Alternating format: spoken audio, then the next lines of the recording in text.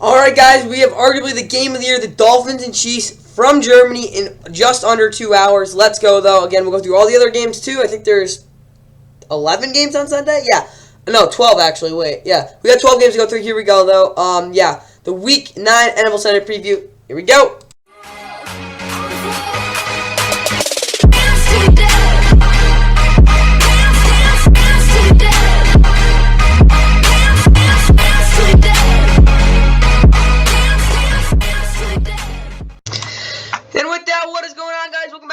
Of course, please like and subscribe if you guys enjoy the Week 9 NFL Sunday preview. Of course, we've got 12 games to go through. We'll go through the bye weeks as well. Again, a lot of stuff, though. First things first, though, going to go through the pregame shows. NFL Game Day kickoff started is right now on NFL Network. Of course, leading you all the way up to the game, and I think there's some, like, post-game crap after, too. Before Red Zone starts, I guess. The other pregame show starts at 8 a.m. on TBS Sports Network right now. NFL Game Day morning is at no, that's not on. My bad. Sunday NFL Countdown is at 10. And then the fantasy football pre-games, of course, at 11 o'clock. So, again, start guys, cut guys, stuff like that. And then Fox and Will kickoff. Fox and Will Sunday lead you up to their doubleheader, obviously. Then the NFL Today, of course, is at noon on CBS. And, oh, yeah, the OT, Fox post-game show is also there. If you really want to hear Terry Bradshaw butcher some guy's name in the highlights. But either way, looking at it, of course, looking at the divisions right now, Dolphins still sit atop the AFC East. But then, again, if the Bills are able to figure it out, and win against the Bengals. We'll get to that. And obviously the Dolphins are playing a huge game, which we'll get to in a very close second. Yeah, they could absolutely flip there. Jets, on the other hand, they can't get into first place, but I don't know. Maybe they'll win. They're playing on Monday night. Patriots are 2-6. They're doing their thing. Chiefs looking to bounce back again. Big game. We'll get to that. And obviously there's other stuff going on here, like just a bunch of shenanigans. Ravens still sit atop the AFC North, which has been the best division in football this year. Of course, every team has a winning record. Jags 6-2 looking to win their 6th straight. My bad, they're not going to win their 6th straight. They're on their bye. Obviously, with these other teams, again, more shenanigans. But, yeah, the Titans probably the worst team.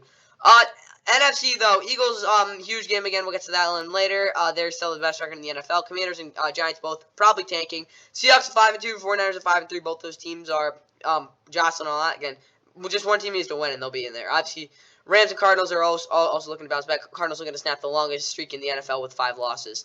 Lions 6-2, obviously they're sitting pretty. Vikings, of course, who knows? Maybe they can keep winning. They've won 3 in a row, but yeah, it's been tough. Packers, it's rough there.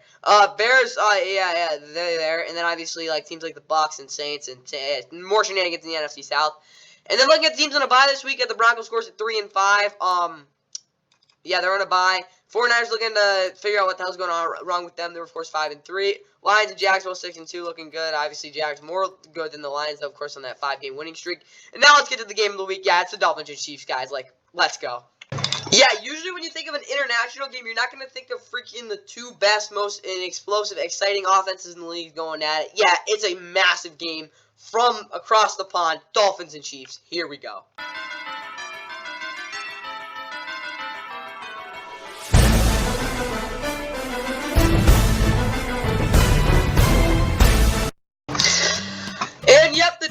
Chiefs are getting set to go as we speak. Of course, the game is at 9:30. Of course, the Dolphins come in this one at 6-2. Of course, with sporting the best offense in the league right now. Of course, as well as the fact, of course, as well, they're looking to beat the first team over 500 this season. They have not yet done that, and they haven't beat a team over 500 in over a year. Chiefs, on the other hand, of course, come this one at 6-2 off just a disastrous loss against the Broncos on the road. It was going to happen eventually, but like guys, their offense only scored 9 points, and obviously they had a lot of struggles outside of that as well. Again, these two teams have played back, I think it was in 2020, it was actually the last time they played. It's been a long time. Like, yeah, let me think. Yeah, it has to have been. The Chiefs won 33-27 despite Patrick Mahomes throwing 3 interceptions. He did throw almost 400 yards, though. Tua did struggle somewhat. He did hit some big throws at the end at some points in the game, but also threw his first career interception in that game. Xavier Howard also was crazy. He had an interception, and he had 2 picks. One was like crazy, one one-hander against Tyreek Hill, and of course, that's really the big context in this one. Tyreek Hill against his former team, so don't be surprised if he tortures them a little bit as well. And I was forgot to mention, Patrick Mahomes is getting 30-yard sacks, so don't be surprised if that happens again in this game. The game's at 9:30 again on NFL Network, NFL Plus, and as well other stuff, I guess. But yeah, that's basically the main stuff. So if you have NFL Plus, you'll definitely get this game. Looking at the announcers for this game, though, it will be Rich Eisen, Jason McCourty, Dan Orlovsky. So we have 3 people in the booth, which I don't know why they do this, but they do. Sarah Walsh, Stacey Dales also on the calls, with Wes Woodward having Bill Roninsky and Mikey Mayock on the call. Looking at the weather, and not for this, but for Sunday, I'm just gonna restart this because again, it might be a little different. What is it called? 9 a.m. It's supposed to be 15 mile per hour wind. 50 degrees, so it's not going to be the greatest weather. It's going to be a little humid too, but it's supposed to rain. So yeah, two is not very good in cold weather games. I mean, this isn't that bad, but at least it's a little humid, I guess. But there's going to be a lot of wind. It's probably going to feel more like 40, and it's raining. Not great weather for Tua, who has been terrible in cold weather games. Not only in his college career, I mean, not only in his Chiefs career, but I mean, not his Chiefs career, in his NFL career. Not even in his college career, but in his, what is it called, high school career when he was in Hawaii, he did have a lot of games that rained, and he sucked in them. Yeah, that's kind of what it was like. I mean, it didn't suck, but they were different than all the other games. Yeah, that's kind of, he struggled there. But see what he can do after that, though. Dolphins and Chiefs, that's what we got there. Time for the Dolphins starting lineup. Give the Dolphins to a quarterback: Raheem Mostert, Jeff Wilson Jr., Salvin Medvin, backfield, Devon Achane, River, Craig Kraft, Teron Armstead, Isaiah Wynn, Zeke Vandenberg, all on IR, with Tyreek Hill, Jalen Waddle, Braxton Berrios being questionable, Cedric Wilson Jr., also receiver, Eric Azukukuma, whatever his name is out. Braxton Berrios is also questionable, so I mean, maybe Robbie Chosen, someone will get some playing time there. Jervis Smith is questionable, Julian Hill is his backup, Al Ingle is a fullback, Kendall Lamb, Liam Eichenberg, Connor Williams is out, questionable, so I mean, maybe we'll see Lester Cotton or Robert Jones start. Robert Hunt is out, though, so again, Lester Cotton probably will start at that right guard position, very quality backup. Austin Jackson is a right tackle. Defensively, though, you've got Christian Wilkins, Raekwon Davis, Zach Steeler across the defensive line with, Deshaun Hand. I haven't heard of this. I'm just going to get into him. I haven't heard of this dude. He's got name in so freaking long. He played with the Lions for like 4 years. His best year was by far 2018. He had 3 sacks. He was a really good player. 2020, 2019, like never could be on the field, and he wasn't very good. 2021, I'm gonna be honest, I have not heard of this guy's name in a long time. So yeah, it's kind of cool that he's on the team. Like, bro, good. Yeah, I've never seen you at all. But either way, Jalen Phillips, Bradley Chubb, Andrew Van Ginkel, Emmanuel Ogbah off the edge, David Long Jr., and Jerome Baker, the linebackers. With Xavier Howard being questionable, Eli Applegate or KO also a corner, Justin Bedlow's questionable, as well as Brandon Jones being out, Nick Needham's also questionable. Deshaun Elliott and, what is it called? Oh, God, that's a huge deal. 4 years, $98 million. I mean, they need a pass rusher, but holy crap, he's not that good. I mean, he is, but still, that's a lot of money.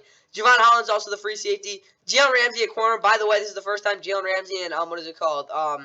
Tyreek Hill have matched up since, I mean, he got cooked by the Chiefs last year against Travis Kelce on that 1 touchdown. But honestly, maybe 2018. 2019 they played. It was more like 2018 though. Let's be honest. So honestly, yeah, 2018. It's been a long time. Like that's gonna be a really good matchup to watch. As well as Jason Sanders being a kicker, Jake Bailey being a punter. Braxton Berrios is also questionable. My bad. What the heck am I saying with Jalen Ramsey? They're on the freaking same team. I'm sped. But either way, Braxton Berrios is questionable as well as Blake Ferguson. So yeah, never mind. Jalen Ramsey will go against Travis Kelce and he'll get revenge there. Sorry. So they got the pass. Either way, let's get right into the Chiefs starting lineup. Alright, for the Chiefs, Patrick Mahomes quarterback, Isaiah Pacheco, Jeffrey Kennan in the backfield, Clyde Edwards-Helaire is out, Richie James, Nico Remigio, Jody Fortson, Prince Tegan Wagano, Nick Bullen and Najee Johnson and Richie James are all on IR. With Sky Moore, MVS, Rashid Rice, and Kadarius Toney being receiver, Travis Kelce, Noah Gray at tight end, Donovan Smith, Joe Tooney, Creed Humphrey, Trey Smith, Juwan Taylor across the offensive line, George Karlaftis, Chris Jones, Mike Dana, Malik Herring, Charles Omenihu off the edge with Chris Jones, Derek Nottie being the defensive tackles, as well as Willie Gay being questionable. I mean, maybe you see Jack Cochran. I really don't know what to expect there. Leo Chanel, Drew Tranquil, the other linebackers with Legit Joshua Williams, Jalen Fort, Watson, and Trent McDuffie at corner. Brian Cook and Justin Reed are the safeties. Now, what's called Harrison Bucker is your kicker. Tommy Townsend's your punter. McCall Auburn Jr. is your returner, and James Winchester is your long snapper. Alright, for the Dolphins, eventually 2+ first downs on the first drive, getting off to a good start. I think it's a good part for them. But then again, when they don't get ahead, they kind of like end up to lose games. It can't be like what it's called, the Chiefs score, then they score, that type of thing. They gotta actually, it's gotta be the opposite. Time over possession over the huge plays. I mean, if they get like a 15-play, like 90-yard drive that takes up like 10 minutes. I'd much rather take that over a 90-yard touchdown, which is not true, but still. And Tua not trying to field goals too, and Tua not trying to push the ball over the middle. Push balls over the middle, off some ugly penetration. Yeah. So, there's a good chance that the Chiefs are going to really move some of those offensive linemen. Tua can't kind of step back and just, like, let one flow to the middle, try to hit a receiver that really isn't there. Just please don't do it. It happened a couple times last week. One of them was an interception. You're going to pay for it against this Chiefs defense. Dolphins defense, triple Travis Kelce. Whatever you do, just don't let him make any plays. Or just put Jalen Ramsey on him and expect him not to get burned like last year. Get off the field on third down, 5+ yards. That's what I mean. They cannot let Mahomes run, stuff like that. Just don't let it happen. And Jalen Ramsey with a huge play, like whether it's pick, a huge sack, like murdering Mahomes or something like that, you just got to make a huge play. Now let's look at the Chiefs. Our first Chiefs offensively, someone has to step up a receiver. I don't care who it is, but like someone's got to at least like win against man. Holy crap, it's not that hard. I mean, it kind of is, but still. 15+ rushing attempts out of the gate first half. I want them to run the ball a lot in the first half. Again, we'll get some of these receivers open. If Patrick not holding the ball to extend plays, again, he'll just let it come naturally usually. But again, with these receivers, again, he can't just force the play sometimes. Because when that happens, it's bad. More or less just taking the check down. Last week, again, it wasn't really he had the check down. Because, let's be honest, no one was getting open. But it's really the fact that, again, they got to run a couple more screens there, too. But more like Jared McKinnon, get on the field a little more so you have at least someone to throw to who can actually do something. That's what I really got for the Chiefs offense. Defensively, though, 4+ pressures from Chris Jones. He hasn't been so much. I mean, he wasn't, like, crazy. He wasn't, like, bad last week by any means, but he wasn't getting as pressure as usual. Stuff the run. That's this first thing. If they can't stop the run, the Dolphins will run over him. And Trey McDuffie on Tyreek Hill, which doesn't seem like a great matchup, but trust me, Trey McDuffie is fast enough to keep up with him and quick enough. I mean, he's not like, don't get him confused like Reed Woolen or anything like that type of speed, but he's still very fast, so I do expect him to do a good job on that. We'll see what he can do, though. He's got to step up big time. Now let's get the Cardinals and Browns, and oh boy, I've been wanting to talk about this since the schedule came out. Yep, it is the Cleveland Browns who are 4-3 looking to bounce back. Of course, their 2-game winning streak was snapped against the Seahawks last week, but if they had this guy who is going to play, they probably would have won that. Either way, though, the Cardinals scores coming to 1-7 on the other hand. They've lost 5 straight. They, of course, are taking, but the only question is, do they pull off that huge upset? Again, I really thought Kyler Murray was going to come back in this game, and they'd actually win this one. But my guess is Clay and Tune will suck for like 4 picks, and yeah, this is going to be a rough one. Who knows? Maybe it could be like that Justin Fields game that the Browns had back in week 2021.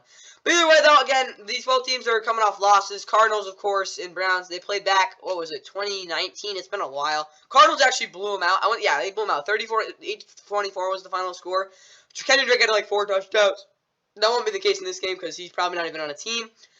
Browns, it was not good. Baker threw like 3 picks. Maybe the Cardinals get 3 picks against Deshaun. I never really know what to say with that one. Either way, the game's at 1 o'clock on CBS. NFL Plus, Paramount Plus are your streaming services for this game. Announcing it will be Spiro Diaz, Adam Archuleta, and Amanda Renner. So if you were wondering, yes, it is a C game. And looking at the map, it makes sense. It is in like this ugly orange color, and it's really just all of Ohio and like Arizona that's going to get this game. It's not much else than that. I mean, maybe really Northwest Pennsylvania, but, like, that's not even, like, really existent. Like, who lives in Northwest Pennsylvania? Like, name one. Like, who lives there? Either way, though, the weather, it's going to be 53 degrees, so not too bad. It's going to be partly cloudy. Wind's going to be okay. It's going to be like a normal day in Cleveland, guys. It's not going to be nothing crazy. I mean, the crowd will be crazy, but that's about it. For the Cardinals, Clayton Tune at quarterback. Kyler Murray is out.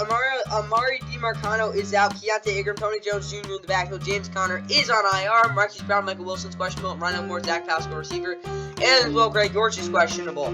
What is it called? Trey McBride, G.L. Swayman, tight end. DJ Humphries, Tristan Colin is out. So you'll see Dennis Daly probably.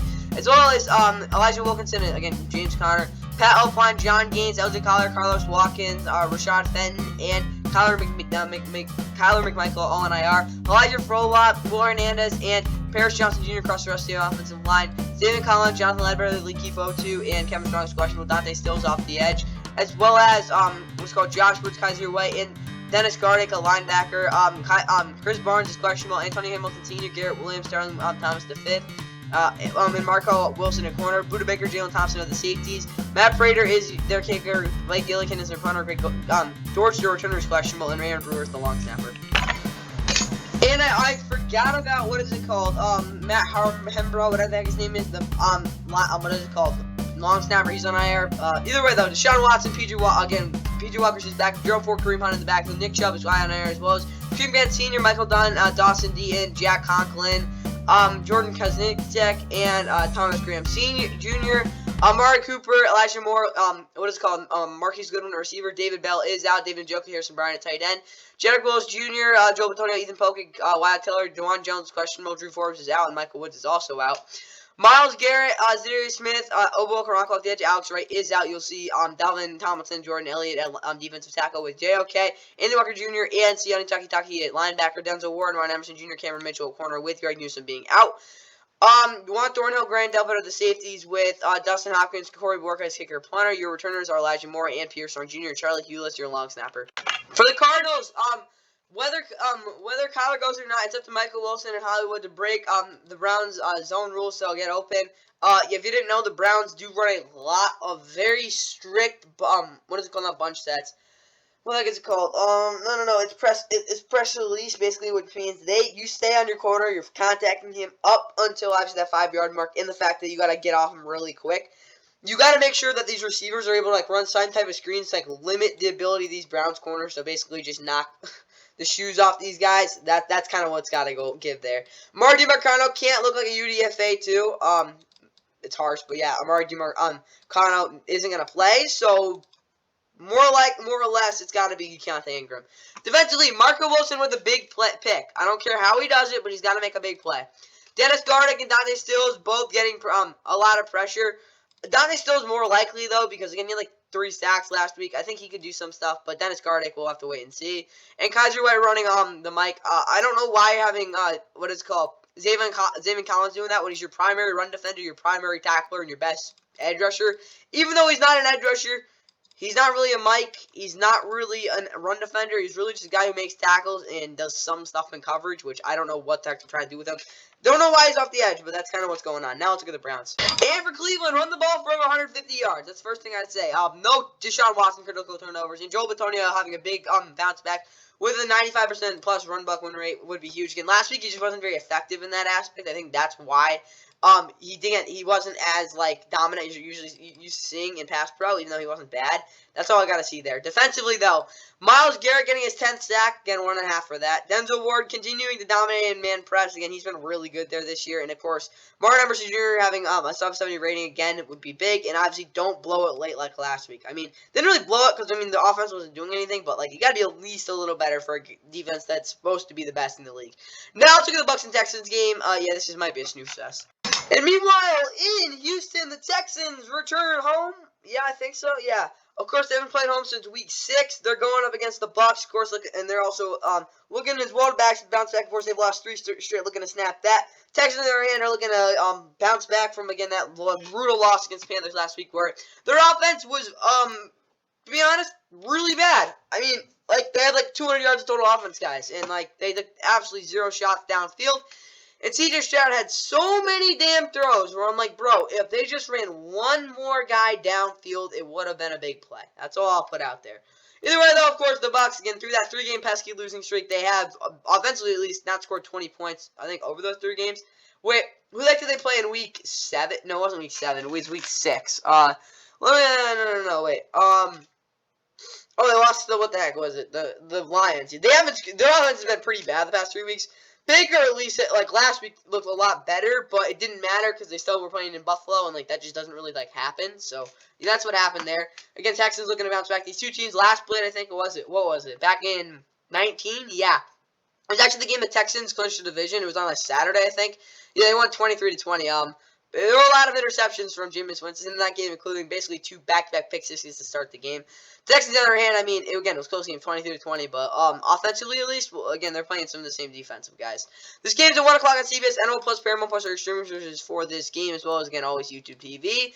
Looking at the announcers for this game, Ian Eagles, Charles Davis, and Evan Washburn. So, I'm honestly kind of shocked that these guys are calling this game because, let's be honest, there's no way in hell, if there were better games, these guys would be calling this. Because, I mean, that game sucks, so it makes sense they're calling this one, I guess. What is it called? It is in blue, and actually, basically all of Texas and all of Oklahoma get this game as well as basically all of Florida. So, a lot of people are getting this game. Honestly, I think it'll be pretty entertaining, but yeah, this is not the prettiest game, to be honest. Now let's look at the Bucs starting lineup.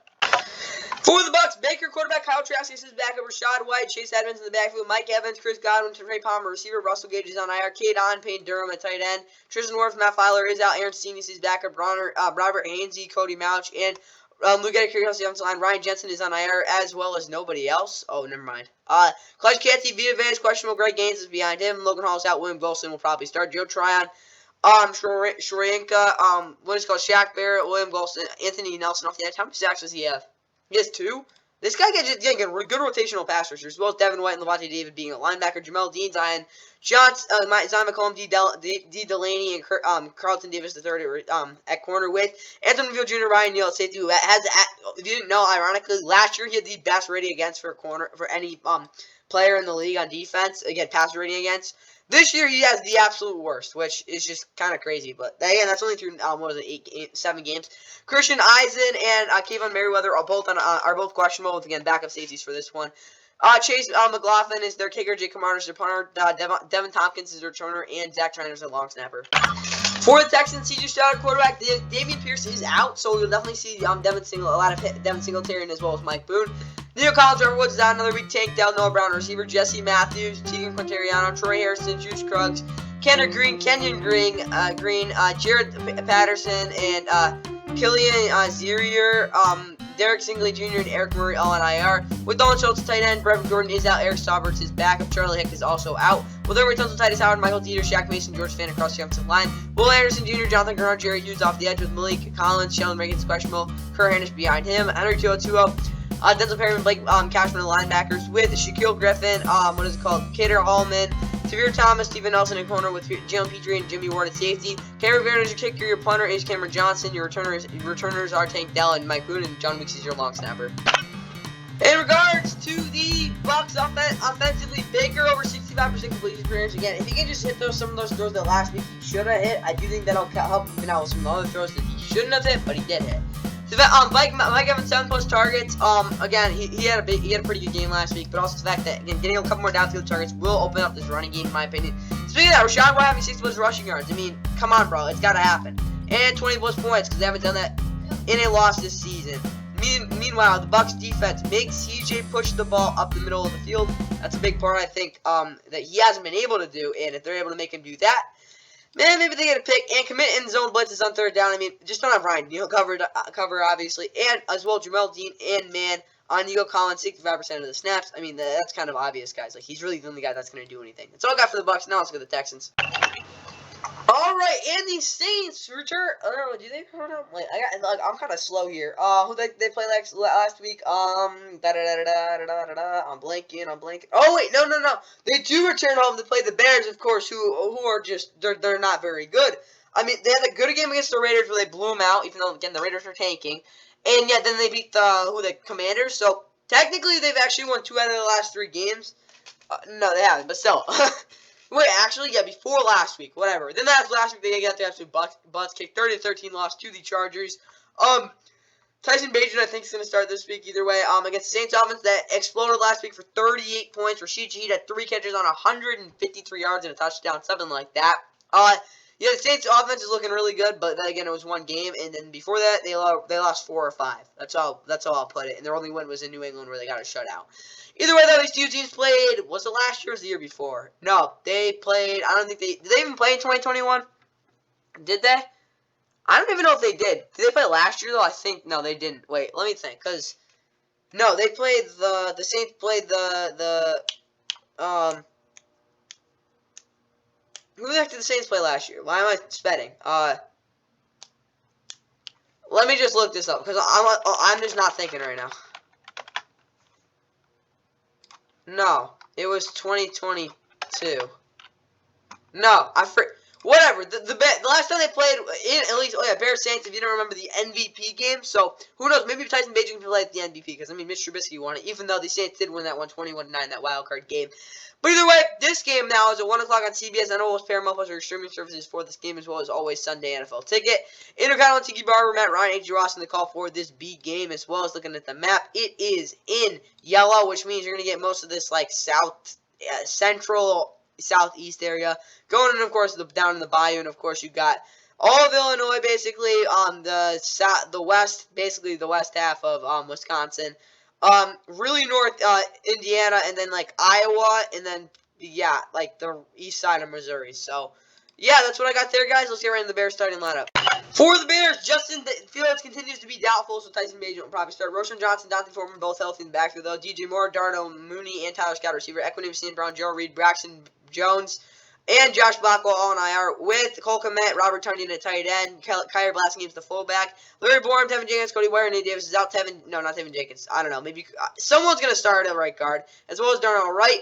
Yannick Ngakoue, Montez Sweat, of course. Honestly, that's a kind of a nasty duo. Even though Yannick Ngakoue's kind of been bad this year. He has like 2 say. Yeah, it's not been good. Rasheem Green at the Marcus Walker, the backups who somehow were their starters last year. Dominic Robinson should not be on a team.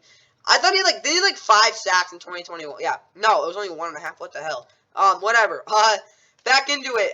Justin Jones, Andrew Billings are the defensive tackles with T.J. Edwards. Tremaine Edmonds is out. I mean, maybe Noah Sewell or, honestly, probably Noah Sewell, because Dylan Cole has not been good this year in coverage, as well as Jack Sanborn, a linebacker. Jalen Johnson, Terrell Smith is out. Jalen Jones will get there, as well as Tyreek Stevenson and Kyler Gordon. Deron Harmon, Jaquan Brisker is out. It's got to be Eddie Jackson, bro. Like, he's played, 2 games this year? Why is Deron Harmon starting? I'm sorry. I get Eddie Jackson he's played 2 games, though. I really don't get that there. Kyle Santos is their kicker, Trenton Gills their punter, Tyler Scott, Trent Taylor their returners, and Patrick Sales is their long snapper. For the Saints, Derek Carr, quarterback, James Winston is backup, as well as Alvin Kamara and Jamal Williams in back. Kendrick Miller is questionable. Eno Benjamin, Trey Turner, and Adam Prentice didn't miss him this time. Payne Dowdle, Andrew Dowell, and Payne Turner all on IR with Chris Olave, Michael Thomas, Rashid Shaheed, receiver, with Juwan Johnson, Taysom Hill at tight end. Of course, again, Adam Prentice is on IR. James Hurst, Max Garcia, Eric McCoy, Cesar Ruiz, and Ryan Ramsey across the line. Andrew Pete is still the backup. Bro, wasn't he really good 2 years ago? I might be talking my butt off. Whatever.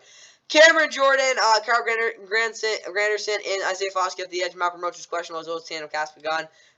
Nathan Shepard, Kalen Saunders, the defensive tackles, Pete Warner, Demario Davis, and Dak Bond on the linebackers, with Ty Summers being out, Paulson Dable, Isaac Gadam, Alontae Taylor, and Martian Lattimore at corner, Tyron Matthew, Marcus May are your safeties, as well as Blake Rupe and Lou Hadley doing the kicking and punting stuff, and then as well as Rashid Shaheed and Zach Wood doing the kicking, returning, and punt returning crap, and the long snap and stuff. And on the other side, the Texans, CJ Stroud taking a couple more chances. Again, the last 2 weeks offensively, at least, again, they haven't really scored many points, and that's because, again, the fact they are not TJ's not really getting the designs to throw the ball over the middle. If you can get more of those, I think they'll have a good shot. The run game as well being not bad is a big part, and then 200-plus total yards in the second half. That's not going to be, again, totally easy, but it should happen. Defensively, though, Steven Nelson, 4-plus pass defenses and tackles. He's got to be more effective than he's been. I mean, he's just kind of been out there. He's got to be doing more than that. I mean, his rating against is really good, but that doesn't really mean anything if you're only getting 5 targets. Will Anderson, 4-plus pressures as well. He's been good. Keep continuing to do that. Malik Collins, represent pass rusher rate, bro. You're supposed to be a really good pass rusher. Show it. And Christian Harris, sub-55 rating against. He's been pretty bad in coverage, and he's got to be he's got to really step it up in this game, because if he doesn't, he'll get cooked. Now let's look at the Bears and Saints. And before we talk about the Bears, I was going to say it's Andrew Pete's birthday, so I guess happy birthday to him. But back to the Bears, 200-plus total rushing yards. I think, again, the running game has not really been that effective this year. They haven't really gotten the chance to use it, but I really think, again, if they can really lean into it this week, that could give them a shot in this one. 0 second-half turnovers. Again, this case is close going in the break. It won't be if they turn over the football in the second half. And 125 yards on under 10 targets for DJ Moore. You want him to get him a ton of yards, yeah, but you just can't give him as many targets this week, at least going against the Saints secondary that will take advantage of some other rings that Tyson Bagent will make. Defensively, though, Jalen Johnson proving why he's the best DB in the game right now. Whatever he needs to do. And Montez Sweat, 2-plus sacks as well, and again, total 4 sacks for this defense. I don't care if their pressure is inconsistent. And Montez Sweat, bro, you're getting paid like 20-something million. What was it? Basically 25 a year. Prove why you're worth that with those amount of sacks. Now let's look at the Saints. All right, for the Saints, what is it called? Alvin Kamara, 20-plus touches. Give him the football. That's kind of how you guys had a really good week last week, as well as Michael Thomas, under 10 targets. Don't want him getting hurt. Rashid Shaheed, 2-plus big plays as well, and under 35% pressure rate from the offensive line. They gave a couple too many pressures last week. Well, I won't say almost lost in the game, but kind of did. Defensively now, get after the quarterback on first down. That's first things first. If they don't do that, their secondary is going to really, and safeties are going to really have a ton of a big vice on there. And trust me, Tyson Bagent will take some shots there. Marshawn on DJ as well. He's their best offensive player. Marshawn's your best corner. Under 25 minutes on the field as well. You really want to do a good job with, again, getting off the field, minimizing possessions, being able to take some shots against that defense. And under 250 total yards allowed, that's not going to be easy, but I mean, they want to show up. That's what they're going to have to do to do it. Now it's the Commanders and Patriots, guys. It's close to a tank ball. I'm not going to say just yet, though, because Sam Howell, he's proven why they're not. I mean, they're tanking, but no, let's just go. Alright, Alright, so what I find hard about calling this game a tank ball is the fact that the Patriots, they're not going to really ever truly tank. I mean, maybe, but yeah.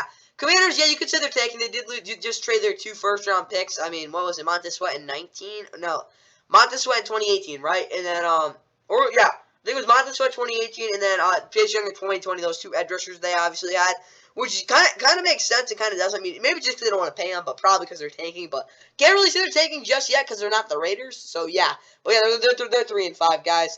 It's been rough. Of course, they've lost 5 of their last 6 after that 2-0 start, but they at least played well against the Eagles and somehow like 4 touchdowns last week and looked really good. Patriots on their hand, I mean, Bill Belichick against technically not really, but yeah, rookie quarterbacks. I mean, technically not really, and no, not really. Rookie quarterbacks are he's really good against them. So yeah. I don't expect the Commanders to be having a good day. Patriots on the other hand, I mean, they fall at 2-6 after that lot getting that season sweep against the Dolphins. Tua owns him. I think he's 7-0 against them. It's not good, but yeah, of course, Patriots are 2-6. This game's at 1 o'clock on Fox. Fox Sports app, NFL Poster services for this game. Looking at the announcers, you got Kenny Albert, Jonathan Williams, Shannon Spake. So basically, their third team. Sports USA has Larry Kahn and Rob Ninkovich on the call.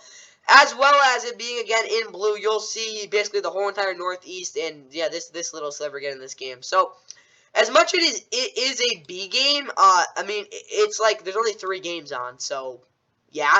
And as well, these 2 teams, of course, played back in Washington back in 2019. The Commanders got smacked 33-7. Wouldn't be surprised if there's a similar score in this one as well. Now it's the Commanders.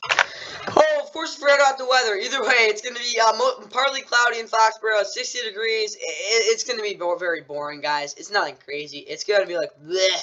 But either way, looking at the Commanders starting lineup, Sam Howell, quarterback, Brian Robinson Jr., Antonio Gibson in the backfield, as well as Terry McLaurin, John Dotson, Curtis Samuel is out, Jimmy Crowder probably going to get a lot of targets, as well as Dax Milne, Braden Daniels, Shaq Charles, Curtis Brooks, David Bada, Shaq Tony, Cody Barton, Jeremy Reeves, Troy Apke, and Derek Forrest, all on IR. With Logan Thomas, John Bates, tight end, Alex Arma is their fullback, Charles Leno Jr., Chris Paul, Kyle Larson, bleh, Sam Cosmi and Andrew Wiley across the offensive line with Rick Stromberg, something like that, is out. James Smith-Williams, Casey Drew all off the edge again with no one else being there. Jonathan Allen and Deron Payne are the defensive tackles. Khaleke Johnson, David Mayo, and Jim Davis are the linebackers with Drew White being out. Kendall Fuller, Danny Johnson, Amanda Forbes, Benjamin St. Just to corner. Percy Butler's questionable. Terrell DeBurgess might start as well as Cameron Curl being at safety. Joey Slides, their kicker, their punter, Stress Way, Jamison Crowder, and Anthony Gibson are the returners, and Cameron Cheeseman is their long snapper. And for the Patriots, Mac Jones, the quarterback, Ramondre Stevenson, Zeke Elliott in the backfield, Devontae Parker is out, DeMar Douglas, Juju, and Jalen Watson, regular receiver. Tygon Thornton's also questionable. Kendrick Bourne, Trey Nixon, Calvin Anderson, Riley Reeve, Tyron Wheatley Jr., Calvin Anderson, Daniel Lukey, Matthew Judon, Raekwon McMillan, Therese Hall, Christian Gonzalez, and Marcus Jones, all on IR with Trent, Hunter Renfrow and Micah Gesicki being a tight end for Brown is questionable, as well as Trent Brown, Vederian Lowe across the offensive line. Cole, Atani Mafi might start, as well as David Andrews, City So, and Mike, on Monday defensive, we got 3 defensive linemen characters, Christian Barmer, Devon Gotcha, and Dietrich Weiss Jr. all being questionable. Sam Roberts, Lawrence Guy, and Canada are the only healthy guys though. Martin Mapu, Josh Uche is questionable. Chris Board and Fernie Jenkins are also both there. Jerome Valley is questionable. Matt Wilson Sr. and Johan and Tawai both healthy though at linebacker. Jonathan Jones is questionable. Jack Jones, J.C. Jackson, Miles Bryant, Sean Wade are all healthy at corner, though, as well as Kyle Duggar, Jabril Peppers being at safety. Chad Ryland is your kicker. Your punter is Bryce Beringer. I don't even know how to pronounce that. Something like that. Miles Bryant, Ty Montgomery are the returners, and Joe Cardone is the long snapper. And the Commanders offensively, Sam Howell throwing for over 300 yards. Again, he did it last week, but this offense is at his best when he is throwing the ball over the middle a lot. And he's throwing the ball at volume because that's when, again, they move the ball. Run sweeps with Bijan Robinson, also giving him the option to cut back in the middle of the field on second and short. He's a creative runner, has pretty good vision, but also the fact that, again, if he can just take the ball to the outside, he will eventually get a good hole crease there. Taking field goals in the red zone as well, don't try to force any crap like that. You're playing the Patriots. They're not going to score many touchdowns. Speaking of that, defensively now, sit on the underneath crap. You really want to make sure Mac Jones cannot hit those underneath stuff because he's not going to try to hit the deep stuff. And play tight inside leverage leverage man when they're in the situation that play man has to be with that inside leverage. They do not want receivers running, flying over the middle. And double Ronald Stevenson on the back, who's honestly probably their biggest playmaker right now. Don't let him get going out there. Now let's look at the Patriots. And for the Patriots, 9+ first downs in the second half. I do think, again, if they're able to really get things going in that second half, again, like they were able to a couple weeks ago, again, they could probably get this thing over with by the fourth quarter. I really do think that got a big part of the game. Mac pushing the ball more often 10 plus yards downfield. The offense has been so condensed, and these runners have Zeke and Ramon Stevenson had really struggled to actually get out of the backfield, partly because Mac Jones is not putting the ball downfield. Juju 5 plus targets. I mean, he's your number one receiver now. You're gonna have to get him the ball. The O-line creating 3.2 plus yards creating per run. Again, you gotta get these running backs going because I don't know how much this passing game is gonna work out. Defensively now, bundle Juwan Bentley and Kyle Duggar on the 5-15-yard zone on third to make the run fits more flexible. So basically, Juwan Bentley and Kyle Duggar can both basically play the deep over the middle as well. So they both can make tackles in the running game as well as the fact that it would be really hard to get the ball underneath and over the top of those guys in the middle of the field, which again, Commanders do like to get the ball there. And Jack Jones playing slot to give the ability of a multiple zone bluff pre-snap. For the other corners outside, they could be looking like man, looking like zone, stuff like that. Again, like off temp too, stuff like that. But that's what I want to see with Jack Jones, because again, if he can play in the slot there, it'll make it hard on these receivers to really get open again against that man press. So again, if they can bluff stuff like that, it'll be really hard for Sam Howard to process that. And maybe they can even bring some zero blitzes at some points. Now let's look at the Vikings and Falcons, guys. Here we go. Alright, the Vikings, of course, without Kirk Cousins, are going into Atlanta when they're looking for their fourth straight win against a Falcons team that has been wildly inconsistent this year. But nevertheless, they've lost 4 out of their last 6, and they're looking to bounce back in this one. Of course, these two teams, both played back in, what was it, 20, I think it was 2020 in Minnesota. The Falcons blew them out 40-23. I don't think it'll be a similar game, but you never know. This game's at 1 o'clock on Fox for Dev, NO Plus, and YouTube TV again as Sunday Ticket are your streaming services for this game. Announcing the game will be, where is it? Chris Myers, Mark Smith, and Christina Pink. So it is a B game because I don't know, Joe Davis just isn't going to be calling it. It's in green, and it's all basically this northwest, north midwest stuff, and then also like down here for whatever reason. That's what's getting this game, guys. And yeah, there's really nothing else to talk about it. It's just kind of like a notable game because again, both teams are 4-4, big wild card picture spot for the Falcons, but not the Vikings, because like it's gonna be rough for them down the stretch if they don't figure some stuff out. So Jaron Hall will start with the Vikings, even though Josh Dobbs again is the backup. Again, they just traded for him. Nick Mullins, Kirk Cousins, Justin Jefferson, Jalen Naylor, Olazuma Oda, James Lynch, Mark Davenport, William Kanuku, all in IR. With Alexander Madison, Cam Akers, running back with Jordan Addison, KJ Osborne, and Brandon Powell, receiver. TJ Hawkinson, Josh Oliver, tight end. CJ Ham is the fullback. Christian Darrisaw, Dolan Reisner, Garrett Bradbury, Engram, Brian Mill, Christian Line, Dean Lowry is out. Jaquel Roy, he might start probably more like Christian Tunga, something like that. Harrison Phillips, John Blarty, the other defensive lineman with DJ Wanham, Pat Jones, and Neil Hunter off the edge.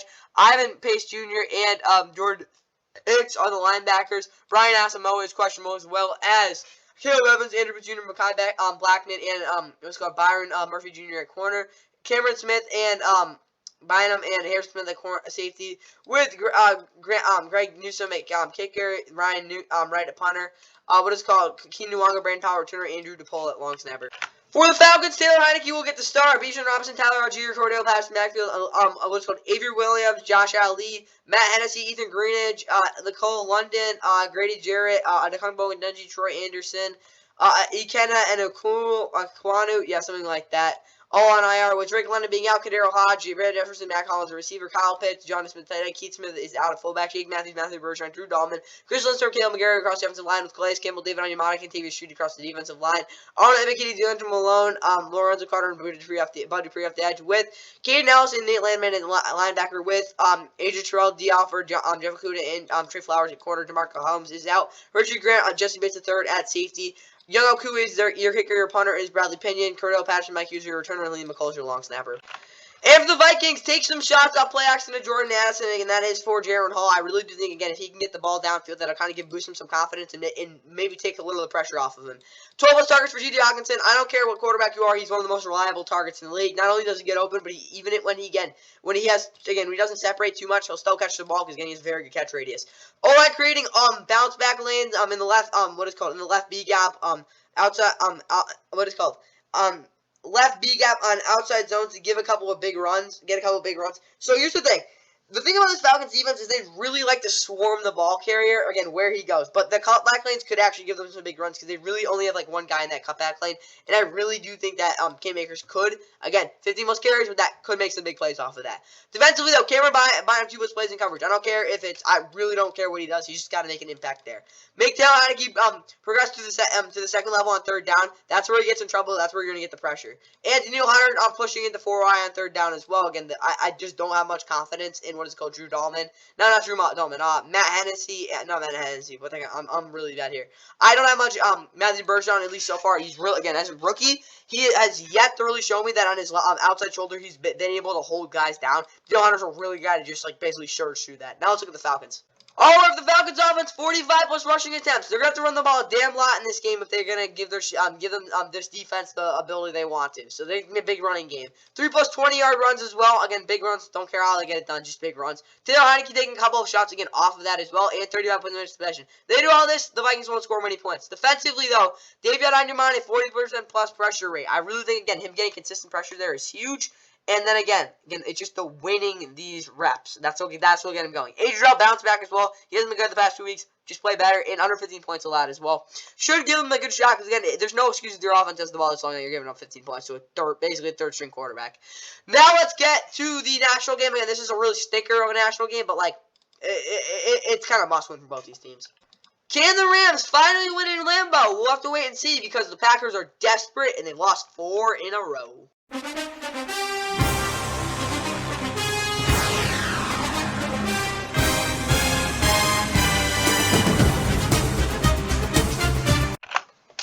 And we've got a pretty storied rivalry here. Of course, the Rams and Packers will face off again. These two teams are very ancient franchises, not as old as like Rams, Packers, Bears is older, but this is not a really good old matchup. Of course, the Rams are looking to win in Lambeau for the first time since 2006. They've lost a lot of games here and actually beat the Packers for the first time since 2018. They've lost 3 in a row to the Packers as well. And if you didn't know, this series is only like one game that separates it. It's in the Packers' favor. It's a really close series.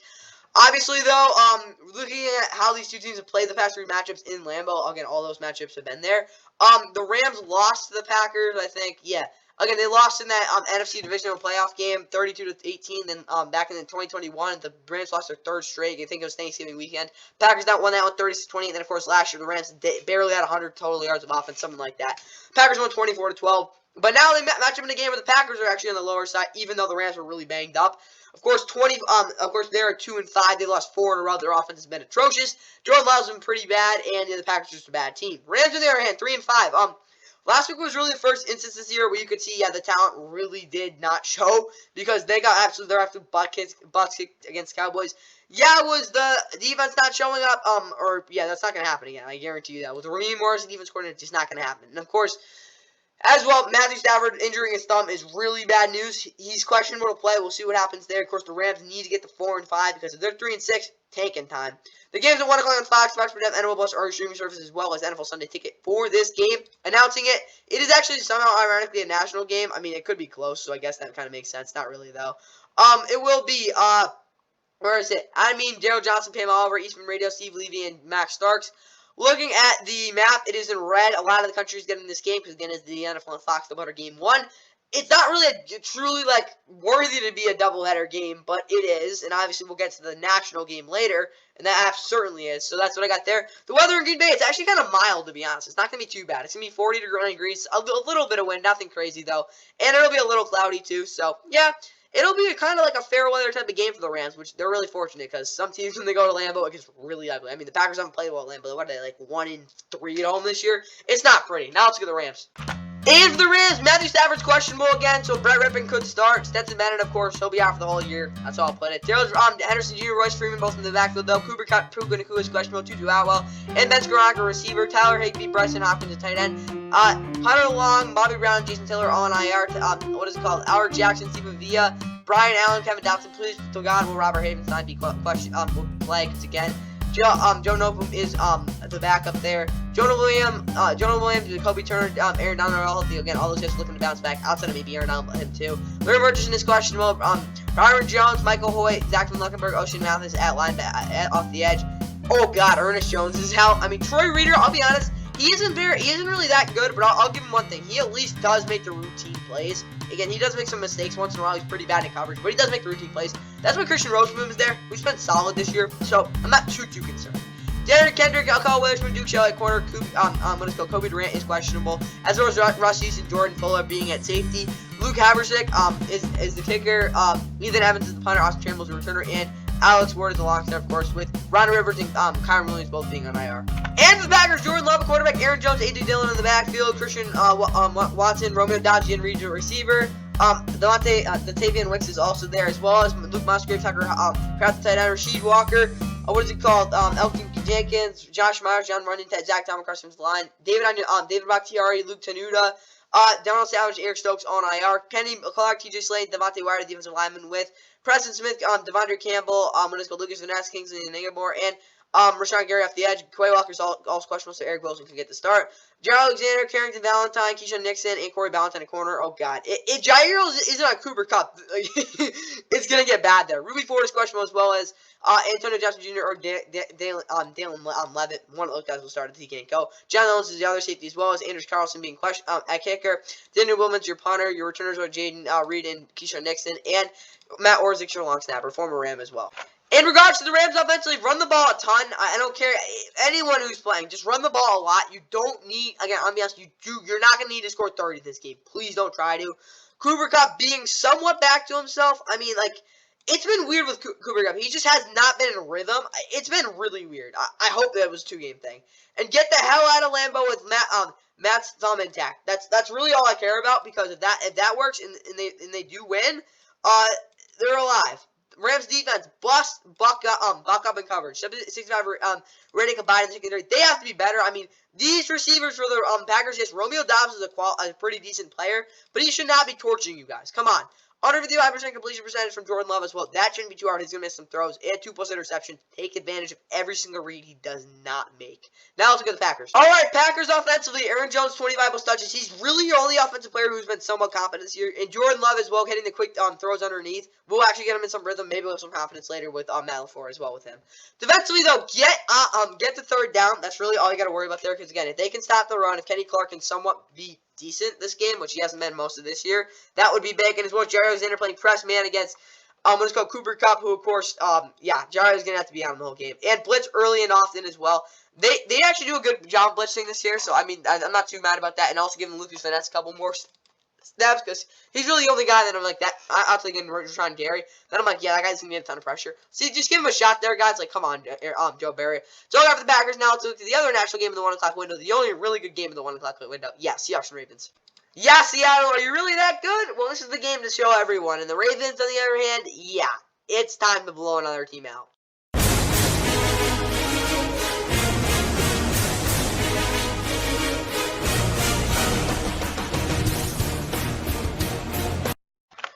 And the Seahawks travel to Baltimore for the first time since 2015. I think it's been an age since these two teams have played in Baltimore. I don't know what the score was that one was. I'm just going to look it up. Oh, God. That's really bad. Okay, holy crap. But either way, the Ravens, on their hand, come to the, these two teams, of course, played back in 2019. The Seahawks, lost that one. Again, they were home in a 5-1 against the Ravens team that was, I want to say 4-2. Yeah, they won that 130-16. Lamar had a big run. It was all Ravens. Now, of course, they play here in 2023, where both these teams are looking to really make a statement. Seahawks are 5-2. Really the only one though, with some actual really legitimate value was against the Lions. They haven't really played their best football. Says honestly probably week 4 against the Giants. We'll see what they can do in this one though. Their defense has been really good all year though. I mean not all year. They've been really good probably since I don't know, maybe week 4. No, week 4. Seahawks of course coming to this one at 5-2 though. On the other hand, Ravens 6-2. Yeah, they've been really good. Of course, they made that statement with that blowout, just drubbing of the Lions. They're red hot. They won 3 in a row. They did good business against the Cardinals last week as well. This game's at 1 o'clock on CBS. NFL Plus Paramount Plus are your streaming services for this game. It is the NFL on CBS if you didn't know as well. Looking at the announcers, Jim Nantz, Tony Romo, and Tracy Wilson, because again, it is the national game. Dave, our post-game shows will also be after showing highlights and crap like that. Chris Carriano, Brian Vellinger are on Columbus Media as well. Looking at the map, though, that's not it. This is it. It's in red. A ton of the, a boatload of the country's getting this game. A ton. Like, this is a lot. I mean, I've seen more, but holy crap, this is crazy. A lot of the countries getting this game, guys. Like, anywhere from up here to down there, a lot of the countries getting this game. 69 degrees, though, a little bit of wind. It's going to be sunny. It's going to be a really good day for football in Baltimore, and I really think this game is going to be one to watch.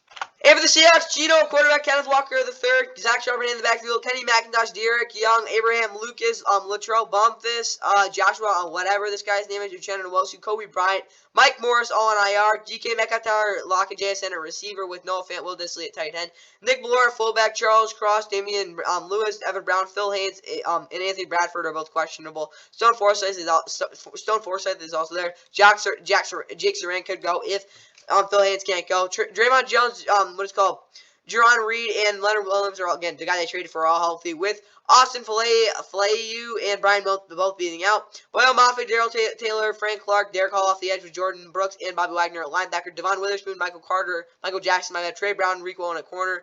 Quandary Diggs, Jamal Adams are their safeties. Jason Myers is their kicker. The punters, Michael Dixon. DJ Dallas, D. Eskridge are the returners. Chris Stahl is their long snapper. For the Ravens, Lamar, quarterback, Tyler Huntley's his backup, Gus Edwards, Justice Hill in the backfield, J.K. Dobbins is on IR, as well as Malik Cam, David Ojabo, Demarion Williams, Ardarius Washington, Darrell Worley, again, all those guys are on IR, Gus Edwards, Justice Hill again in the backfield, Zay Flowers, Odell Beckham Jr., and Rashad Bateman, a receiver, Mark Andrews, Isaiah Likely at tight end, Patrick Reichard is your fullback, Ronnie Stanley, John Simpson, Tyler Linderbaum, Kevin Zeitler, Morgan Wells is doubtful. You might probably see Patrick Hart in for. He's probably up to see or something like that. Just Matt Bouquet, Michael Pierce, and Broderick Washington across the defensive line. Wait, let me just check something. Oh yeah, that's what I thought. Either way though, Adolphe Owe, Jadavion Clowney, Kyle Van Noy, and Malik Harrison, guess off the edge, something like that. Tavis Robinson is more likely though. Roquan Smith, Patrick Queen are the linebackers with Tyus Bowser being out. Brandon Stevens, Marlon Humphrey, Ronald Darby, Austin Mallet at corner with Rocky C being questionable. Marcus Rubio is questionable. Gino Snowford leads the league in picks with 5. Could start as well as Kyle Hamilton, a strong safety. Justin Tucker is your kicker, Jordan Dutch, punter, Devin Duvernay's returner, and Nick Moore is out at long snapper, so Tyler Lott will keep doing that. And for the Seahawks, offensively, no turnovers. Please do not turn over the football. You do that, you will get blown out. It's gonna happen. I'm calling it. A couple of deep shots are on Brandon Stevens. Brandon Stevens has just not been very good this year. Just, again, you can beat him. Tyler Lockett, 150 plus receiving yards. He's got to have a massive day and 30 plus points. They scored 30 plus. Give him a pretty good run at it. Defensively, though, contain Lamar on 2nd and 7 plus. Again, if he can escape and run the football, again, if your secondary does their job, it'll just be really hard to maintain that coverage because, again, there's just a frustration knowing that he can just do that. Just don't let that happen. Make the receivers make big plays. Give them chances in the, in zone and keep Mark Andrews in bay. He's really the one guy you got to really worry about because, again, he can actually get open against man. All these other guys haven't really shown that yet. Again, Zay Flowers has been somewhat productive, but he still hasn't been that great. And then, of course, don't get burned on a short field. Again, that would, what I mean with that, again, Seahawks defense, you look at, again, offensively, they turned over the football a couple times last week. They gave some touchdowns there. Don't give touchdowns there. Again, you want to don't say go the full drive, but I'd rather have them just stand still on those. Now let's look at the Ravens. Ravens offensively, 4+ red zone touchdowns. Again, they will get some chances. They're more likely than not get those in. Mark getting to the top of his drops and dropping 1.5 to 2 seconds. Again, he gets in a little trouble when he takes those huge drops. Just hit it, throw. And Gus Edwards 120 plus rushing yards as well. Again, yeah, he's only done that once in his career, but the Gus bus rolls when he does that. Defensively, though, Justin Madubuike, 2+ sacks. Yeah, I think he had 1 last week, something like that. He can be a little. He being a big impact up in the interior will help that run defense as well as Roquan Smith. Staying disciplined off play action. Don't get too far in because if you do that, JSN underneath and have Patrick Queen play man on man against Noah Fant. / Kyle Hamilton playing the will position on 2nd down. Yeah, you want him really managing the line, making some plays there against the run. Because, again, that's what the Seahawks are going to want to do if they get in some good situations off of 1st down. So, you just have Patrick Queen play, again, that man-to-man. So, Kyle Hamilton can do his thing underneath. Now to the Colts and Panthers, of course, getting in the later window. Not the, late afternoon regional window. And the Colts head to, Charlotte for a game where they're looking to snap a 3-game losing streak that has plagued them by a really poor defensive performance in all 3 of those games. They've given up an average of 40 points basically per game in the past 3 weeks. Their defense on a short note has been atrocious. Panthers on the other hand, of course, they come to this one at 1-6, but of course they won their first game of the season at home last week. They're trying to make it 2 in a row. I think they play the Bears at home next week. I could be mistaken, but I think they do have a 3-game homestand. No, they don't. That's another brutal one. Either way, though, the Panthers actually, ironically, have been really bad in the regional window. I think into last year. Well, of course, they lost 37-27 earlier this season to the Seahawks in that window, and then last year, over the 3-game homestand they had, after winning their first game of the season, of course, Matt Rule got fired after they lost 26-16 and what was it? 37-15 to the 49ers. They basically got blown out twice. And yeah, it has not been kind of them in this 4 or 5 window. What is it called? When they're at home. Colts in your hand, of course, 3-5. Both these teams played back. What is it called? In 2019, I think. Yeah, Colts smacked them 38-6. It was a really bad game. Kyle Allen was bad. I mean, I don't think Will Greer started. Something like that. This game, though, is at 4:05 on CBS. MLB was Paramount Plus. Your services for this game. It is the only game in that 4 or 5 regional window. Kevin Harlan, Trent Green, Melanie Collins on the call for it, as well as Sports USA as Josh April and Charles Arbuckle on the call. Looking at the map, it is in green, and again, the Carolinas area, part of Indiana. Again, you got the Northwest here in like Michigan and stuff, and then also Minnesota. And for whatever random reason on the West Coast, I don't even know why. I really have no idea why it's going here, but I guess it is. Looking at the Charlotte weather, though, 72 degrees. Yeah, and it's going to be a little wind. It's going to be kind of a dry day, and it's going to be kind of a, honestly, probably an offensive game, to be honest. Now I'll take the Colts starting lineup. All right, for the Colts, Gardner Minshew at quarterback, Sam Ehlinger's his backup, Anthony Richardson, Evan Hull, Danny Pinter, Jake Witt, Ashton Dolan, Grover Stewart, Jernard Avery, Titus Leo, Daniel Scott, Dallas Flowers, all on IR, with Michael Pittman Jr., Jonathan Taylor, and Zach Moss there in the backfield, as well as Michael Pittman Jr. Josh Downs is questionable, Alec Pierce, Isaiah McKenzie receiver, Kyle Granson, Drew Ogletree at tight end, with Bernard Raymond, Quentin Nelson, Ryan Kelly, Will Fries, Braden Smith is out, Blake Freeland, his backup is also questionable, so maybe, I don't even know, Wesley French could freaking start for all we know. By the way, Kwity Paye, Samson Ebukam, Deo Demo, Chuck Lewis off the edge, with DeForest Buckner, Taven Bryan, at defensive tackle, Shaq Leonard, Derek Franklin really sucks, he's doubtful. Someone will start, Grant Stewart, more likely, maybe McGrone, or Seagun, probably Cameron McGrone, to be honest. EJ Speed's also there, Kenny Moore, Darrell Baker Jr., Jalen Jones all at corner with Drew Brents being out another week. Ryan Thomas is questionable, probably for good, though, because he's been terrible. Trevor Denbo or Nick Cross will start. Someone will do. They're both bad. Julian Blackman, of course, has been bad in coverage as well this year. Matt Gay is their kicker. Roberto Sanchez is their punter. Isaac McKenzie is the returner. And Luke Rose is their long snapper, with Josh Downs being questionable. For the Panthers, Bryce Young, quarterback. Chuba Hubbard, Miles Sanders in the backfield. Adam Thielen, G.J. Shark Jr., Laviska Shenault Jr. is out. Again, G.J. Shark Jr. is questionable. Jonathan Mingo, Terrence Marshall Jr. are both receivers, as well as Amir Smith-Marset. Probably gets a playing time because no one else is doing anything. Hayden Hurst and Tommy Trumbull tight end, Ian Thomas, Brady Christensen, Yeturgos Miles, Shaq Thompson, Marquise Haynes Sr., Henry Anderson, Claudin Shirlalis, something like that, and Jeremy Chin are all on IR, as well as Ekan McQuana, Calvin Thurmore, Bradley Bozeman, Austin Corbett, and what is called Taylor Moore across the offensive line, with Deshaun Williams, Shai Tuttle, and Derek Brown across the defensive line. Brian Burns, Justin Houston is out. Amari Barno and G.J. Johnson will probably split there, as well as what is called Frankie Louvu and Deion Jones, the defensive what is called linebacker, with Donnie Jackson being questionable. The Boodle dude, Troy Hill and C.J. Henderson at corner. With Von Bell being doubtful, you probably will see Alex Cook, Sam Franklin Jr., and Xavier Woods at safety. Eddie Pinero's kicker, Johnny Hecker's your punter, Amir Smith-Marset and Rasheed Blackshear your returners, and J.J. Jansen's your long snapper. All right, Colts offensively, Gardner Minshew, 350-plus passing yards. He can light up this defense. I want to see him. They really have no one healthy in that secondary. It should be, I wouldn't say relatively easy, but he should be able to have a big day.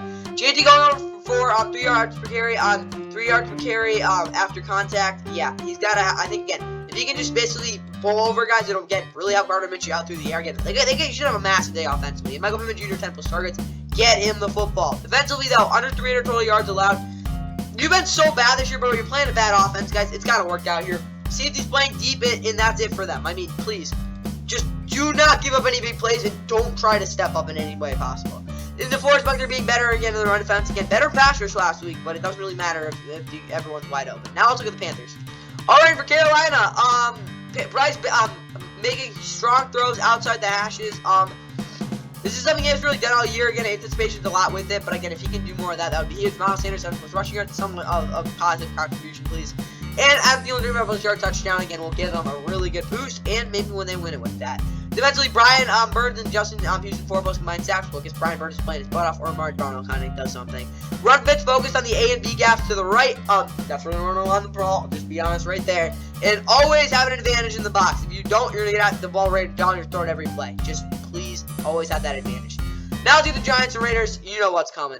Oh yeah, Raiders want to change. Bye-bye, clean house, tank bowl time. And I mean the Giants, bro, they haven't scored like 10 points the whole season. Like, -9 passing yards. It's a tank bowl!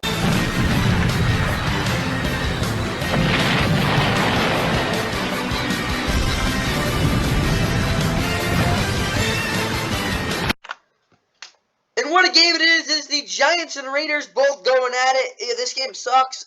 It's probably going to be another 13-10 game. But yeah, it is the New York Giants, of course, counting this one at 2-6. The only good thing you can hang your hat on if you're a Giants fan is your defense is playing really well, and you probably won't lose by 40 against the, Cowboys next week. Raiders, on the other hand, come this one at 3-5. They benched Jimmy G. They fired everyone, and they are really looking to be terrible the rest of the season. I would not be surprised if they try to go 3-14 the rest of the way. It's been really bad for the Raiders. Offensively, at least, they've scored like 15 points per game. It's bad. Not as bad as the Giants. So the Giants scoring like 10 points per game. It's bad in New York. I forget what the score was, but they played a tank bowl game back in 2017. Yeah. It was a bad game. The Giants, of course, fell to 2-10. Geno Smith started. This is the game I really remember. That physically embodies this game. This is going to be such a bad tank bowl. It's going to be awesome. That's all I'll put it. Either way, though, again, we are in the late on that national window. This is not the game you want to watch, though. 4:25 on Fox app. NO Plus your streaming for this game. If you want to watch good football, this is not the game for you. That's how I'll put this thing. As well as the fact that Kevin Kugler, Mark Sanders, and Laura Oakman on the call. At least don't make it somewhat entertaining. That's probably about it. Looking at the map, yeah, that kind of tells you there's not much the country in this game for good reason. And yeah, I mean, that's about all I gotta say, guys. It's a freaking tank bowl. What the heck again? It's already starting.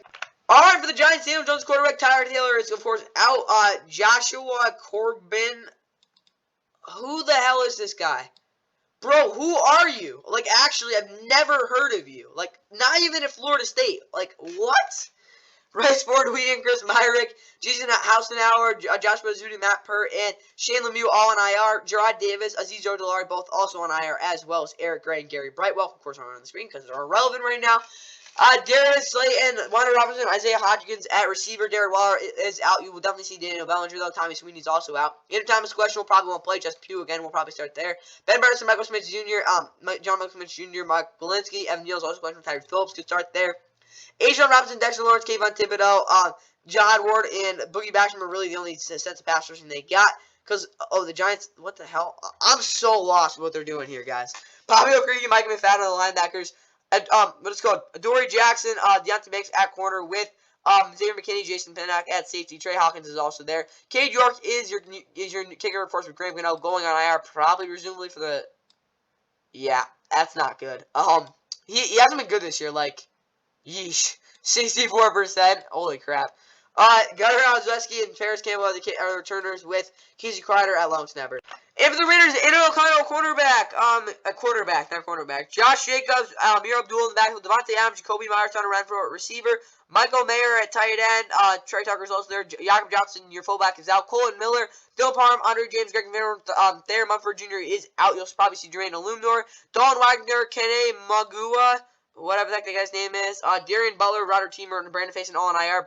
Max Crosby, Malcolm Kuntz, Tyler Wilson off the edge with Jerry Tiller, Below Nichols at defensive tackle.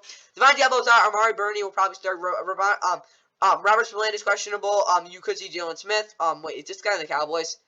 You know it's bad when you're signing this dude, bro. He's honestly probably the worst cover linebacker I've ever seen. He got good tackler and probably a good playmaker, but that's about it. Luke Masterson is also out, as well as Isaac Rochelle at sub linebacker. Matt Hobbs, Jacorian Bennett, Meek Robertson, and Marcus Peters is corner with Trevor Mulrick and Marcus Epps at safety. Daniel Carlson, your kicker, your punter is AJ Cole. DeAndre Carter's your returner, and Jacob Bobenware is your long snapper. Alright, for this Giants offense, Daniel Jones under 4 sacks taken. If he takes more than that, I would not be surprised if his head gets taken off. Jalen Hyatt getting back into a groove with 5+ targets, getting the football, and Saquon getting 20+ under 20 carries as well because he had like 50 touches last week. Defensively, continue the mind-boggling pressure. I mean, like that puts everyone headaches, even if it's like really ugly. Adoree Jackson on the bench, he sucks, and well, he's this year. And Deontay makes a sub 45 rating against, which is crazy, but hey, 1 target, he'll stay under that. Now let's look at the Raiders. Alright, Raiders offensively, Colton Miller, 85% pass win rate, keeping Kayvon on the outside. If you keep pushing him to the outside, he's not going to try to cut back in the middle, because he's kind of raw that way. Devontae going over for over 100 yards as well through the air. Again, if you can just please get him the football. And Josh Jacobs, 150+ rushing yards as well. Again, looked good last week. This is the game where he really breaks out. Defensively, Max Crosby and Tyree both getting 5+ pressures. Tyler Wilson's just been so bad this year. Please just be better. Robert Spillane and Luke Mashington didn't have enough to combine tackles. Robert Spillane.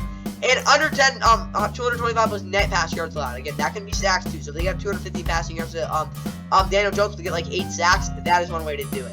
Okay, now let's get to the game that actually matters. It's America's game of the week and basically about first place in the NFC East.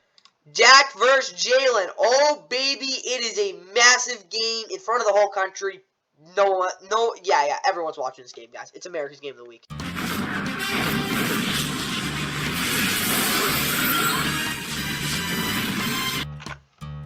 And America's game of the week, the 5-2 Dallas Cowboys, winners of back-to-back games, blowing the actual rails off the Rams last week, go into Philly for a huge showdown against basically their biggest rivals. The Eagles, of course, are 7-1. Winning back-to-back games after that 5-1 start. I mean, after losing their first game. Yeah, the Eagles' offense has been pretty cooking the past 2 weeks, but there's one thing that's for sure, it's that arguably probably the winner of this game might probably win the division. I'm going to be honest. Of course, the Eagles have had success against the Cowboys in the past. They play some classy games, and obviously play every year, and every game's on national TV because it's the Cowboys and the Eagles. The game's at 4:25 again. The game's at 4:25 on Fox, Sports App, and Plus, YouTube TV, all this crap. That's how I'll put it. Announcing this game is Kevin Burkhardt, Greg Olsen, Aaron Andrews, Tom Rinaldi. It's the A game, guys. Like, yeah. Looking at the map, is it really like hard to see? It's the whole freaking country. Everyone's getting this game. And as well, what is it called? Looking at it, it's gonna be 61 degrees. A little humid, but nothing crazy. Some wind, and then some clouds with some other shenanigans. Again, pretty nice day in the night in Philly. It's gonna be a huge game. Cowboys, Eagles, classic, huge rivalry. Second best game of the week, though, because that game in Germany just gets me going more. Now let's look at the Cowboys. Cowboys, Dak quarterback, Cooper Rush, as his backup, Tony Pollard, Rico Dowdle in the backfield, CeeDee Lamb, Brandon Cooks, Michael Gallup, receiver, David Durden, Peyton Hendershot, Miles Wajico, Josh Paul, LVE, DeMarvin Overshawn, TJ Goodwin, and Trayvon Diggs, all on IR. Jake Ferguson, Luke Schumacher, the tight ends. Hunter Lubicki is a fullback. Tyron Smith, Chuma Dugo, both questionable. Tyler Smith, Tyler Biadasz, Zach Martin, and Terrence Steele across the offensive line. DeMarcus Lawrence, Dorrance Armstrong, Dante Fowler Jr., Sam Williams off the edge with Jonathan Hankins and Ozo Digizua. At defensive tackle, Damone Clark, Marquise Bell, and Micah Parsons at linebacker. Stephon Gilmore, Jordan Lewis, Noah Monogany, and Deron Bland, it's corner with Malik Hooker and Jaron Curse, the safety. Brandon Aubrey is their kicker, their punter is Brian Anger, Kevontae Turbin's the returner, and Trent Sieg's their long snapper. And Philly, Jalen Hurts, the quarterback, Marcus Mariota is his backup. Boston Scott is out, as well as Grant Calcaterra at tight end, Quest Watkins, Roderick Johnson, Cam Jurgens, Sean Bradley, Vontae Maddox, Justin Evans, all on IR. DeAndre Smith and Kenneth Gainwell both in the backfield. AJ Brown, Devontae Smith, Olame Zaccheaus, a receiver. Julio Jones is also there. Forrest got his first touchdown as a member of the Eagles last week. I think it was an 8-yard, something like that. Dallas Goedert, Jack Stoll, tight end, though. Jordan Mailata, Landon Dickerson, Jason Kelsey, Suo Opeta, and Lane Johnson across the offensive line with Brandon Graham, Josh Sweat, and Derek Burnett off the edge with Jordan Davis, Jalen Carter, and Fletcher Cox at defensive tackle. Zach Cunningham, Nicole Bedina on the linebackers, Hassan Reddick, and Nolan Smith also off the edge with James Bradbury, Josh Jones, Darius Slay at corner. Bradley Roby is out. Kevin Byard, Reed Blankenship are the safeties. Jake Elliott is your kicker. Your punter is Braden Mann. Boston Scott is out at kick returner, so you'll probably see Bring Covey doing both their returning spots. And as well, Rick Lovato is your long snapper. Alright, and what I want to see in this Cowboys offense is Tony P going for over 100 yards rushing. Again, that could be a big part. Again, if they can take the air out of football, make the Eagles move the ball more than they really want to in some spots. That's what I got to see there. I mean, not move the ball, obviously, but, like, push the ball in some zones they don't want to. CeeDee Lamb being moved around instead, setting up on outside 50% of the time. Again, whatever you do, he got to get some outside looks. Again, these corners have not done a good job covering the boundary this year. And that coming up big time in the fourth quarter. These are the games you win games, guys. Like, people are going to take you seriously. If you want people to take you seriously, beat teams that actually have fans. That's kind of all I'll put it. Cowboys defense, though. Puncture the left side of the Eagles scrum on the brotherly shove. Ha, ha, ha. That's really the only way to beat it, guys. Think of it as rugby scrum. Micah can't get embarrassed like week 5. That was awful. And don't get stomped on by Dallas Goedert. Just please don't. Now let's look at the Eagles. All right, Eagles offensively, Jalen Hurts 100-plus rushing yards. Again, that seems like something he won't do, but again, if he can start running the football, really making it hard on the Cowboys defense to really know what's coming, again, give him a little bit of taste of their own medicine. 2-plus targets per quarter for DeAndre Swift or Boston Scott. I don't care. Probably more than DeAndre Swift now. And A.J. Brown making it 7 straight games with 125-plus receiving yards. That would be awesome. And, yeah, I think he'll do that. Eventually, under 2 touchdowns allowed in the red zone. They can't give up those big red zone touchdowns. Again, if they can hold in the field goals, really help out that offense, so take the pressure off them. 2-plus turnovers forced. The offense can start running the football there as well. And Jalen Conner getting 3-plus penetrations per drive. I mean, he might not get that many snaps, but he should, so you never know. Now let's get to Sunday Night Football. Yup, it is a memorable showdown on Sunday Night Football. Of course, huge game for both sides. And, yup, Damar Hamlin's return.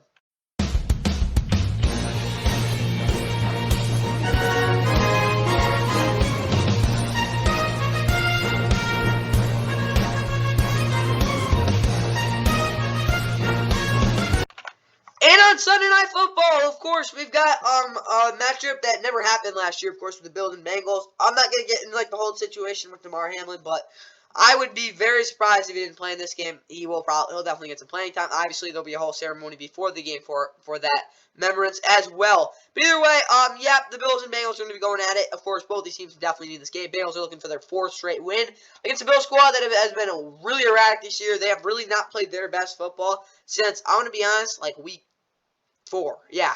Game day 20 on NBC, though. NBC Sports app, NFL Plus, you Peacock. You can think of Universal or streaming services for this game. More or less Peacock, though. Of course, Football Night in America starts at 7 o'clock Eastern, as always, on NBC. Announcing this game, of course, as always, going to be Mike Tirico, Chris Collinsworth, Melissa Stark, Westwood, Ryan Rajic, and Tony Baselli. Looking at the weather in Cincinnati, around 48 degrees, 67% humidity, no wind, though. So, pretty good weather for both these teams. And, of course, they didn't play last year, but I think they played before that in, 2019 maybe? Yeah. And the Bills won that one 21-17. Of course, Josh Allen. Bills get a big 3-0 start back then. But you're right, big game for all these teams. Now let's get in the Bills starting lineup. And for the Bills, Josh Allen, quarterback, James Cook, Davis Murray, Damian Harris, Dawson Knox, Zach Davidson, Tommy Doyle, Justin Shorter, DeQuan Jones, Tre'Davious White, Matt Milano, Kyrie Elam, all on IR. Stephon Diggs, Gabe Davis, Khalil Shakir, receiver. Dolan, Minky, Quentin Morris, tight end. Reggie Gilliam is their fullback. The end, Dawkins, David Edwards, Mitch Morris, Osiris Torrance, Spencer Brown across the offensive line with Gregor Sell, Von Miller, Leonard Floyd, AJ Epinesa off the edge. Ed Oliver, Tim Settle, the defensive tackles with Tyler Dotson, Terrell Bernard, and Dorian Williams, the linebacker. Bill Inspector and David Klein are both out. Teron Johnson, Dane Jackson, Christian Benford, Rasul Douglas was the guy they traded for. At corner, Micah Hyde, Jordan Porter, safety, of course, Damar Hamlin will probably play as well. Tyler Bass is their kicker, their punter, Sam Martin, Deontay Hardy, Tyler Johnson are the returners, and Reed Ferguson is their long snapper. Oh, yeah, and again, yeah. For the Bengals, Joe Burrow, quarterback, Joe Mixon's questionable, Trayvon Williams will start if he can't go, Jamar Chase, T against Tyler Boyd, a receiver, Charlie Jones, Chase Brown, Devon Cochran, Devonta Maxwell, and Tyson Anderson are all on IR. As well as Irv Smith Jr., Drew Sample being a tight end, Orlando Brown Jr., Cordell Wilson, Ted Karras, Alex Kappa, and John Williams crossing the line. Max Sharping is questionable. Sam Hubbard, Troy Hendrickson, and Joseph Osai Cam Simple off the edge. Josh Depew is out. TJ Reader, BJ Hill, the defensive tackles. Jermaine Pratt, Logan Wilson, King Davis, Gaither questionable. Marcus Bailey behind him. Jovi Awuzie, DJ Turner, Ken Taylor Britt, and Mike Hill in a corner, with Nick Scott and Dax Hill being at safety. Evan McPherson is your kicker, punter is Brad Robbins, Turner Irwin, Chris Evans your returners, and Cal Dominus is your long snapper. All right, into the regards to this Bills offense, I want Josh Allen having 3 plus touchdowns this game. Again, he can get that number. Should get relatively give him a good shot to win. Stephon Diggs 10 plus receptions as well. Again, getting the football a lot would be big in this one. Again, big players show up in big time games. That's the need there. The O-line getting downhill before looking to stretch the edge for James Cook. Again, he gets up downfield and then he goes wide. That's how he runs. And 35 plus points, which seems like a ton, but the way this Bengals offense is operating, they're gonna have to do that. Defensively, though, bring Joe Burrow down on the first hit. Do not let him escape out of that. Keep Joe Mixon hemmed in on the inside zone. He's basically running inside zone like it's outside zone. It's not good for you guys. And inside leverage on Jamar Chase, condensed formations with Rasul Douglas. And you might say, why would you want him to the outside? Because Rasul Douglas is one of the best corners at keeping guys to the outside and making plays on those balls. Really the reason they got him, because, yeah, inside leverage, is he the best? No. Is he the best man press corner in the league? No. But when he is playing in that inside leverage, making guys go to the outside, it's really hard for guys to get open there. Now let's look at the Bengals. Ending this Week 9 NFL Sunday preview with the Bengals keys to the game. Offensively, Joe Burrow extending plays on to 4 plus seconds on third down when he has the chances to. And, of course, Joe Mixon taking the harder earned runs early, and then he'll have the easier ones later. And 3 plus first downs on the first drive. Again, getting off to a good start, but again, a really good start would be big. Defensively, though, under 4 plus big plays allowed. They cannot give up those big plays. They got to make the Bills drive it. Trey Henderson, 9 plus total pressures. He's got to have a massive day. Dax Hill playing extremely flat on shotgun looks as well. He's going to make sure that Josh Allen doesn't try to hit those quick throws, because once he gets those going, deep throws start getting open. If he completely shuts down the underneath throws, the deep throws again won't be there, because he'll be there to stop those as well. Big day for him as well. So after the Bengals defense, guys, hope you guys enjoyed that. Yeah, here's a little blast in the past. Cowboys and Eagles ending back in 2018. 4th and 7. Pass is somehow caught, but short of the first down. Yeah, but look where they're spotting. Great grab. It's not where he came down. No, Jeff Heath is the guy who makes the tackle. And you can argue he didn't have control of the ball until almost when he was there at the 30-yard line. Watch the ball bobble a bit here. Well, last 2 minutes, no challenges. The play is under review. But